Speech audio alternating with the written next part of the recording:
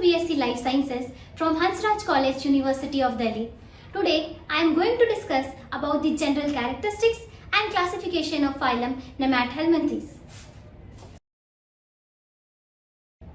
The word nemat has been derived from Greek word nemas, which means thread, and helminthes, which means worm. So this phylum constitutes of thread-like worms, commonly known as nematodes or roundworms. It consists of around 20,000 described species, out of which 15,000 are parasitic.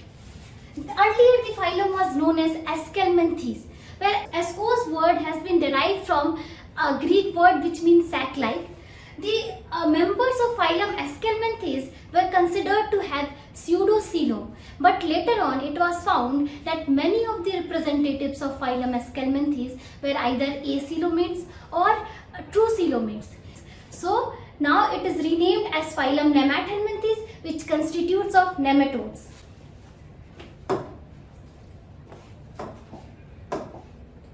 Before discussing about the general characteristics of phylum NEMATHELMINTHES, let us see where these organisms live.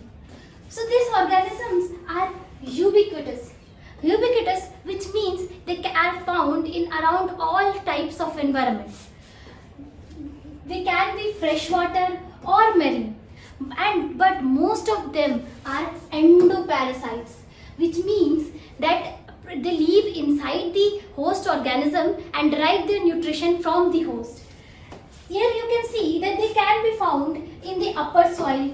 They can be found in the roots of plants such as carrots, or they are also present in intestines of humans, not only in humans but also in other animals such as dogs and cats.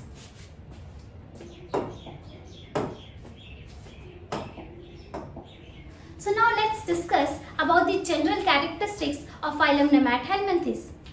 So these organisms are bilaterally symmetrical. What does it mean? That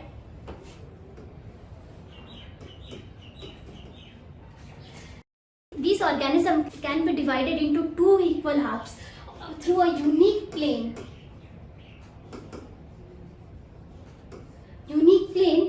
And each half will be a mirror image of each other. They have a cylindrical type of body shape, and most of them are microscopic. They have a tube within tube body plan, which means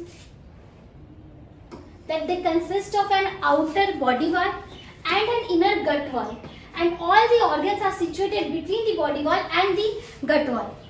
They have an anterior mouth opening and a posterior anal opening. So these organisms show organ grade of organizations. Further moving, one of the important characteristics of phylum NEMATHELMINTHES is that they show utily. What this utily means? So utily is basically a characteristics where an organism consists of fixed number of cells in a mature individual. For example, Cineribditis elegans, whose mature male individual consists of 1033 cells. So moving forward, nematodes are triploblastic organisms, which means that their body consists of three germ layers: ectoderm, endoderm and mesoderm. Also, they are pseudocoelomate. What does pseudocoelom means? So, first of all, let's see what the coelom means. So, coelom is, in very general term, if we say, then coelom is a body cavity other than gut cavity. On the basis of coelom, an organism can be either acoelomate, pseudocoelomate or true coelomates. Or we can say eucoelomates.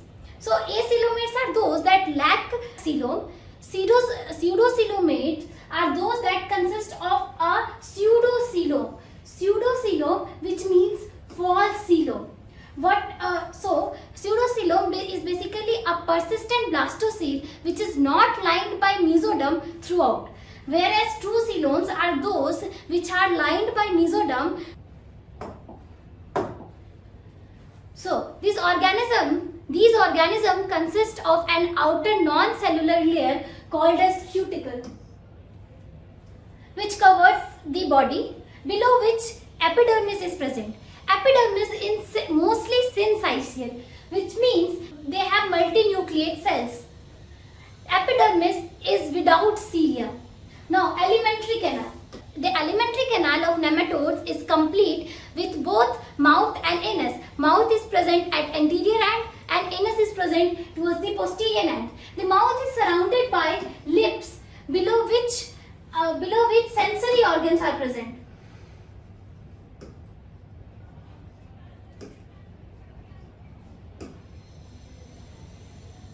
There is no respiratory and circulatory system in nematodes. The excretory system comprises of canals and protonephridia. Protonephridia consist of egg-shaped rennet cells.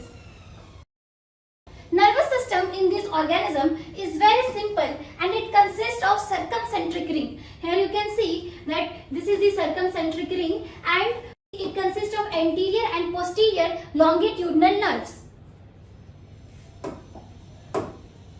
Moving forward, this organism shows sexual dimorphism, which means that the male and the female individuals can be distinguished on the basis of their morphological characteristics.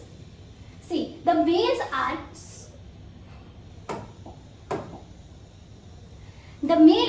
shorter than the female, and the anterior end of both male and female is almost similar, but difference comes in towards the posterior end.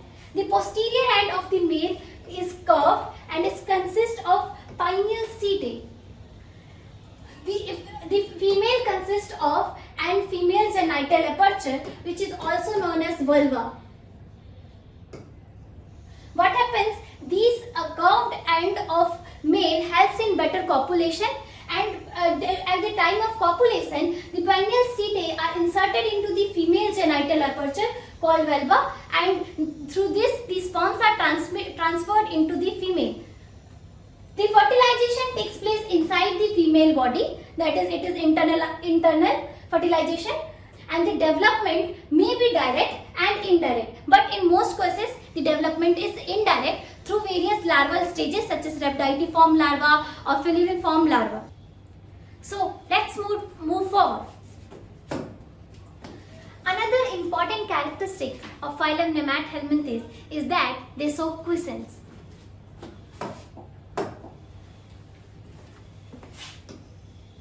Which means that under unfavorable conditions their development gets arrested, but once the condition becomes favorable, their development resumes. Now moving towards the sensory organs in this organism. It consists of very poorly developed sensory organs. They have amphids and phasmids. So amphids are present on the anterior end and phasmids are present at the posterior end of the organisms. Here you can also see stylate. Stylate is basically a structure present in plant nematode that helps it in attaching to the plant tissues. Now, classification. Classification of phylum NEMATHELMINTHES is based on the presence and absence of phasmids. So, on the basis of presence and absence of phasmids, the phylum NEMATHELMINTHES is classified into two classes, aphasmidia and phasmidia.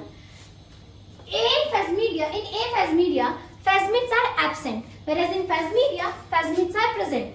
So, the members of aphasmidia consist of variously shaped amphids, whereas those of phasmidia consist of poor shaped amphids. Now, most of the members of class aphasmidia are free living, whereas those of phasmidia are parasitic. The organisms present in class phasmidia consist of epidermal cells that are uninucleate, but those of phasmidia consist of epidermal cells which are either uninucleate or multinucleated. Most of them are multinucleate. Phasmidia consists of excretory glands as well as canals, or both may be present, but in aphasmidia only excretory glands are present. No excretory canals are found in class aphasmidia. Another important characteristics of class aphasmidia is that they consist of a pair of testes, whereas those in Phasmidia consist of a single testis.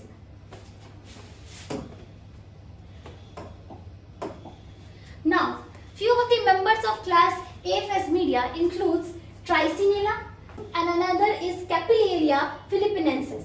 So, Tricinella is also known as pokeworm. It causes a disease called trichinosis. It is caused by eating raw and uncooked meat. Now, Capillaria causes intestinal capillariasis, whose most common symptom is abdominal pain, vomiting and nausea. Some of the organisms included in class Phasmidia are Ascaris lumbricoids, Ancylostoma, Loa, Rhabditis and Wuchereria. Ascaris lumbricoid is the most common nematode, parasitic nematode found in humans. It causes an infection known as ascariasis. This disease is very common among children.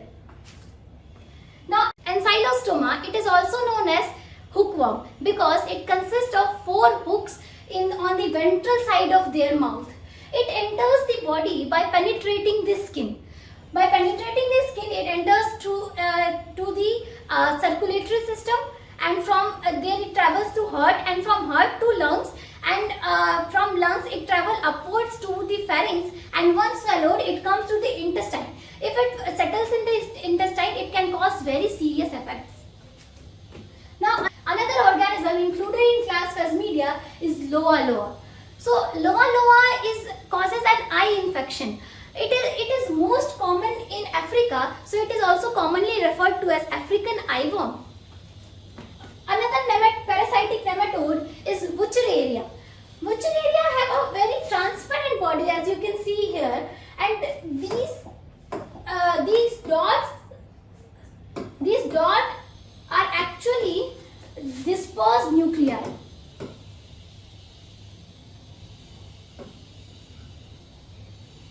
So these dispersed nuclei are present in the body cavity of Wuchereria.